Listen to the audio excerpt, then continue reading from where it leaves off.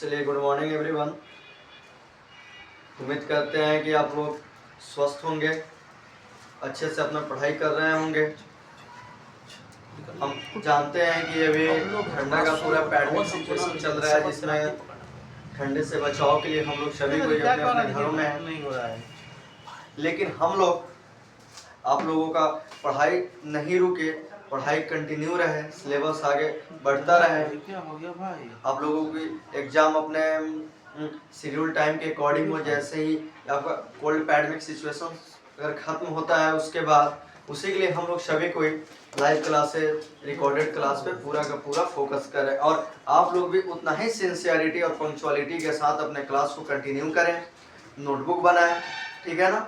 और उसके साथ ही साथ आप लोग अपनी एग्जाम परीक्षा की भी तैयारी करते रहें, क्योंकि जैसे ही आपका ये कोल्ड वेदर खत्म होगा, जैसे ही आप लोग फिर अपने क्लास में कंटिन्यू करेंगे, तो जस्ट उसके 1 डे 2 डे 3 डेज आफ्टर क्या होगा, आपका एग्जाम को कंडक्ट किया जाएगा, ठीक है ना।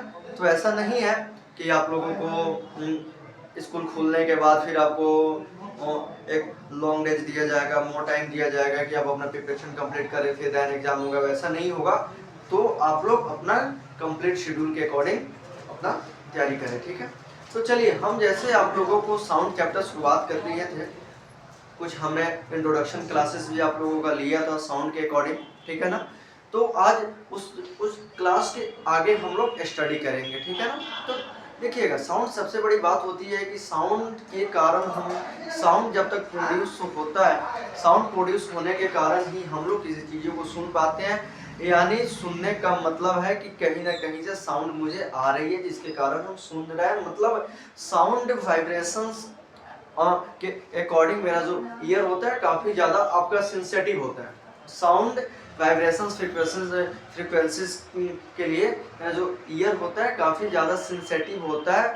वो आपका ये आपके साउंड के वाइब्रेशन रेंज के फ्रीक्वेंसी को डिटेक्ट करके, एनालिसिस करके उसको क्या बनाता है बाबू, साउंड को सुनने के लायक बना देता है। हियर हमारा क्या करता है, उसको सुन पाता है और सुनने के बाद फिर एनालिसिस करता है, ठीक है ना। तो जैसे हम जानते हैं कि साउंड का प्रोडक्शन कैसे होता है, how to sound is produce, तो हम लोग सबसे पहले देखेंगे कि दुनिया के किसी भी चीज़ में जब तक वाइब्रेशंस नहीं होता है तब तक आपका साउंड का प्रोडक्शन नहीं हो सकता है। साउंड के प्रोडक्शन के लिए वाइब्रेशंस का होना ज़रूरी है, और वाइब्रेशंस होने के लिए कोई ना कोई एक्सटर्नल फोर्स का लगना ज़रूरी है, ठीक है ना।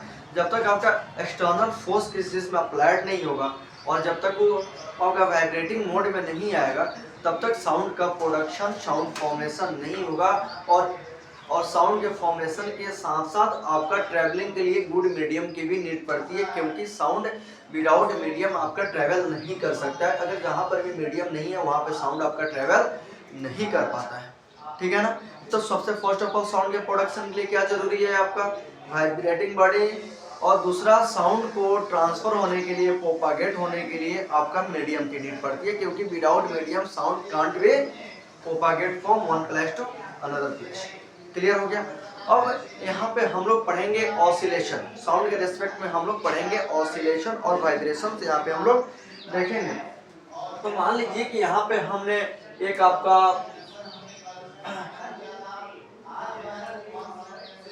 एक स्ट्रिंग ले लिया, ये आपका कोई रिजिड बॉडी हो गया, ठीक है ना। ये आपका कोई रिजिड बॉडी हो गया,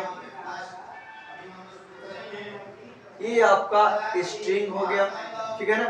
इस पे एक आपका बॉब लटका हुआ है, क्या है बाबू, ये आपका बॉब बोलते हैं। इसको क्या बोल देते हैं बाबू, इसको हम लोग बॉब के नाम से जानते हैं, इसके नाम से जानते हैं, बॉब के नाम से जानते हैं। तो अब यहाँ पे देखिएगा, ये आपका रिजिड बॉडी हो गया, रिजिड सरफेस हो गया, जिसे स्ट्रिंग के थ्रू हैंग करके यहाँ पे हमने बॉब को क्या किया बाबू, कंप्लीट यहाँ पे हैंग कर रहा है। अब कहता है क्या कि जब इसको हम फोर्स देंगे, तो फोर्स करेंगे तो ये ऑसिलेट करेगा। तो मान लीजिए कि यहाँ पे आया, ठीक है ना, और दूसरा फिर यहाँ से रोटेट करते हुए यहाँ पे पहुँचेगा।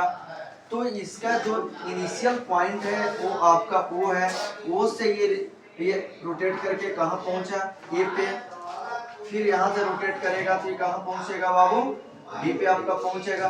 तो ध्यान से समझिएगा, ये आपका जो आपका इनिशियल पॉइंट है, जो इनिशियल पॉइंट कहने का मतलब यहाँ पे बॉब आपका रेस्ट पोजीशन में है। जैसे ही इसको एक्सटर्नल फोर्स अप्लाइड करेंगे तो एक्सटर्नल फोर्स अप्लाइड करने के बाद ये क्या करना शुरू होगा बाबू, आपका रोटेट करना शुरू करेगा। रोटेट करना शुरू करेगा तो मान लीजिए कि अगर यहाँ से यहाँ तक की डिस्टेंस अगर 2 मीटर अगर है, 2 मीटर अगर ये डिस्प्लेस करता है अपने एक्चुअल पोजीशन से, तो फिर वो दूसरे साइड में भी अपने एक्चुअल पोजीशन से 2 मीटर ही आपका डिस्प्लेस करेगा वन टाइम में। वन टाइम में अगर यहाँ से बिगिनिंग हो रही है, शुरुआत हो रही है, तो अगर सबसे फर्स्ट ऑफ ऑल और ये वाले डायरेक्शन में अगर ये डिस्प्लेस कर रहा है तो 2 मीटर डिस्प्लेस करता है। तो वहाँ से जब भी इसका डिस्प्लेसमेंट बैक आती है, तो बैक आने के बाद फिर वो ज़्यादा आपका 2 मीटर ही आपका डिस्प्लेस करेगा। फिर सेकेंड टाइम में हो सकता है कि इसकी डिस्टेंसेस आपका डिक्रीज करे, लेकिन जब भी करेगा तो एक आपका कंप्लीट डिस्टेंस में ही आपका ये डिस्प्लेस करता है। ठीक है ना। तो इसको हम लोग एक्सट्रीम पोजीशन बोल देते हैं, इसको हम लोग एक्सट्रीम पोजीशन के नाम से जानते हैं। ठीक है ना। तो कहता है कि अब चलिए यहाँ पे हम लोगों को ऑसिलेशन पे फोकस करना है। तो ऑसिलेशन पे फोकस करना है, वाइब्रेशन पे फोकस करना है। तो ये सबसे फर्स्ट ऑफ ऑल ये कहाँ गया, O टू B गया। ध्यान से समझिएगा, O से कहाँ गया बाबू, B गया। B से फिर अपने एक्सट्रीम पोजीशन पे पहुंचने के बाद फिर यहाँ पे एक इंस्टेंटेनियस टाइम के लिए यहाँ पे स्टे करता है, रुकता है, और रुकने के बाद फिर ये स्लाइड मूव करता है। मूव करने के बाद फिर ये कहाँ पहुंचेगा, B से बाबू आपका O आ जाएगा, B से O आएगा। फिर आपका O से A को डिस्प्लेस करेगा। ठीक है ना बाबू। फिर क्या करेगा बाबू, और B से O आएगा। फिर आपका O से कहाँ जाएगा बाबू, आपका O से A जाएगा। फिर A से कहाँ पे आएगा, O पे आ जाएगा। ठीक है ना। तो कहता है कि कंप्लीट ऑसिलेशन मतलब यहाँ से यहाँ गया, फिर रिटर्न होकर के अपने इनिशियल पॉइंट पे पहुंचा, फिर आपका अगेन इनिशियल पॉइंट से एक्सट्रीम पोजीशन पे गया, फिर वहां से डिस्प्लेसमेंट अगर बैक हुआ तो फिर आपका O पे आया। इसको हम लोग कंप्लीट ऑसिलेशन या कंप्लीट वाइब्रेशंस के नाम से जानते हैं। मान लीजिए कि यहाँ पे कोई आयरन का रॉड है, ये कोई आयरन का रॉड है, अगर हम इस पे एक्सटर्नल फोर्स अप्लाइड करते हैं तो देखिएगा यहाँ तक ये वाइब्रेट करके आता है, ये यहाँ तक इसका वाइब्रेशंस आती है, इस साइड में भी यहाँ तक इसकी वाइब्रेशंस आती है। तो ये आपका मिड पॉइंट ये है, बिगिनिंग पॉइंट ये है। यहाँ से चला तो कहाँ पहुँचा बाबू, यहाँ पे आया। फिर यहाँ से रोटेट किया तो यहाँ पे आया। तो कहता है कि इसको हम लोग यहाँ से ये वाले एक्सट्रीम पोजीशन पे आया, तो यहाँ से फिर आपका डिस्प्लेसमेंट बैक हुआ तो आपका एंड पॉइंट पे पहुंचा। फिर आपका यहाँ से दूसरे एक्सट्रीम पोजीशन पे आया, फिर वहाँ से बिगिनिंग पॉइंट पे पहुंचा। तब इसको हम लोग कंप्लीट वाइब्रेशन के नाम से जानते हैं। मतलब ऑसिलेशन और आपका वाइब्रेशन लगभग एग्जैक्ट है। ठीक है ना। अब कहता है कि आपका कंप्लीट वन ऑसिलेशन के नाम से जानेंगे। इसको क्या जानेंगे बाबू, complete one oscillation, complete one oscillation के नाम से यहाँ पे इसको जानते हैं। ठीक है ना। अब कहता है कि इसके टाइम पीरियड की अगर बात करते हैं तो कहता है कि यहाँ पे कहता है कि ऑसिलेशन को कंप्लीट करने में आपका जितना टाइम लगता है, एक कंप्लीट ऑसिलेशन को पूरा कंप्लीट करने में जितने टाइम लगता है उसको हम लोग उसका टाइम पीरियड के नाम से जानते हैं। किसके नाम से जानते हैं बाबू, टाइम पीरियड के नाम से जानते हैं। तो कंप्लीट ऑसिलेशन का टाइम पीरियड होगा, या फिर आपका बिगिनिंग पॉइंट से वन एक्सट्रीम पॉइंट पे पहुंचने का भी टाइमिंग होगा, यहाँ से ये वाली टाइमिंग होगी, और टोटल टाइमिंग का सम कर देते हैं तो आपका वन कंप्लीट ऑसिलेशन का टाइम पीरियड के नाम से जानते हैं। और हमेशा हम टाइम पीरियड को किससे डिनोट करते हैं बाबू, टी से डिनोट करते हैं। किससे डिनोट करते हैं, टी से डिनोट करते हैं। क्लियर है, ठीक है ना। ठीक है, इतना में अगर किसी को भी डाउट हो तो आप लोग कमेंट कर सकते हैं। ठीक है ना, कमेंट करके आप लोग डाउट क्लियर कर सकते हैं। या फिर जब भी आप लोगों का लाइव क्लासेज की शुरुआत जल्दी होने वाली है, कुछ इशू आ गई है जिसके कारण आपकी लाइव क्लासेज नहीं चल पा रही है, जल्द आपका और आप लोग लाइव क्लास की भी हम लोग शुरुआत करेंगे। काफ़ी इस पर हम लोग वर्क कर रहे हैं, मेहनत कर रहे हैं। ठीक है ना। किसी को भी कोई भी डाउट हो तो आप कमेंट कर सकते हैं, या फिर कोई अनदर मीडियम अगर आपको लगता है कि किसी डाउट क्लियर कर लेने का, पूछ लेने का, उससे भी आप लोग कंप्लीट कर सकते हैं। अब देखिएगा यहाँ पे हम सुनने के बेसिस पे और दो तरह के साउंड को डिवाइड करते हैं। एक को बोलते हैं सब सोनिक या अल्ट्रासोनिक, सब सोनिक या इंफ्रासोनिक, और दूसरे को बोलते हैं आपको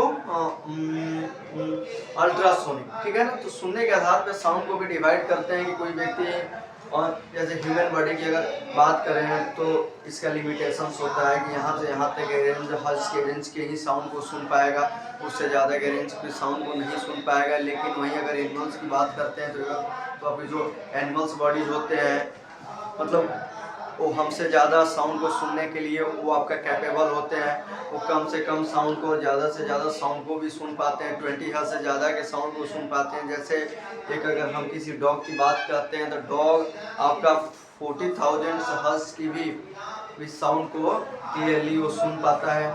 जैसे हम बैट्स की बात करते हैं तो बैट्स भी आपका 20 हर्ट्ज से ज़्यादा का साउंड प्रोड्यूस करता है, अल्ट्रासोनिक साउंड प्रोड्यूस करता है, जिसको ह्यूमन बॉडी उसको सुन नहीं पाता है। क्लियर है ना। अब जैसे देखिएगा अल्ट्रासोनिक साउंड प्रोड्यूस करने का मतलब होता है, जैसे हम जानते हैं जो भी बैट्स होते हैं, बैट्स आपका अल्ट्रासोनिक साउंड क्यों प्रोड्यूस करता है, तब उसको अल्ट्रासोनिक साउंड यानी 20 हर्ट्ज से ज़्यादा की साउंड प्रोड्यूस करने का कारण रीजन ये होता है कि बैट्स ना ही आपको दिन में देख पाता है, ना ही उसको रात में दिखाई पड़ती है। ऐसे हम लोग जैसे एक मिथ्स के रूप में जानते हैं कि बैट्स जो है आपका रात में कम्प्लीटली देख पाता है, दिन में नहीं देख पाता है। तो रात में अपने हंटिंग के लिए करता है, मूविंग करता है, वॉकिंग करता है, तो ऐसा कहीं कुछ नहीं करता है। वो दिन में भी वो वही काम करता है जो आपका रात में काम करता है, बस वो अल्ट्रासोनिक साउंड प्रोडक्शन करता है, मतलब 20 हर्ट्ज से ज़्यादा की साउंड को प्रोड्यूस करता है। और प्रोड्यूस करने के बाद अपने शेल्टर, अपना प्रे, अपना इनेमिज को डिटेक्ट करता है, और डिटेक्ट करने के बाद अपने डायरेक्शन को क्या करने लगता है, वो चेंज करने लगता है। ठीक है ना। तो हम लोग अगले क्लास में अल्ट्रासोनिक साउंड और आपका सबसोनिक, इंफ्रासोनिक साउंड से रिलेटेड डेरिवेशंस को देखेंगे। वहाँ पे उसका फार्मूला निकालेंगे कि अगर एवरेज अगर इंफ्रासोनिक साउंड होता है तो T1, T2, T3 करके अपना निकालेंगे। अल्ट्रासोनिक का कैसे होता है उसको हम लोग निकालेंगे। ठीक है ना। क्लियर। तो इतना में अगर किसी को डाउट हो, और सबसे बड़ी बात कि आप लोग जितना टॉपिक को समझा दिया गया, पढ़ा दिया गया, उससे आगे के टॉपिक को आप लोग फॉरवर्ड करके काफ़ी अच्छे से रीड करके आएँ तो ज़्यादा से ज़्यादा आपको बेटर समझ में आएगा। रीड करके आएंगे, हम समझाएंगे तो वहाँ पे ज़्यादा से ज़्यादा क्लियरिटी होगी। नहीं तो फिर कम्युनिकेशन, इसकी जो अभी कम्युनिकेशन सिस्टम है उसमें काफ़ी ज़्यादा परेशानी आने लगेगी। आप पढ़ के नहीं आएंगे, हम पढ़ाना शुरू कर देंगे तो आपकी कुछ ऑफलाइन क्लासेस तो है नहीं कि ज़्यादा आई कांटेक्ट हो आप लोगों के बीच में। तो इसमें थोड़ा सा मुझे भी मेहनत करने की आवश्यकता है, और थोड़ा सा आप भी मेहनत करेंगे तो हम लोग काफ़ी बढ़िया से इसको आगे तक डिलीवर कर देंगे। ओके।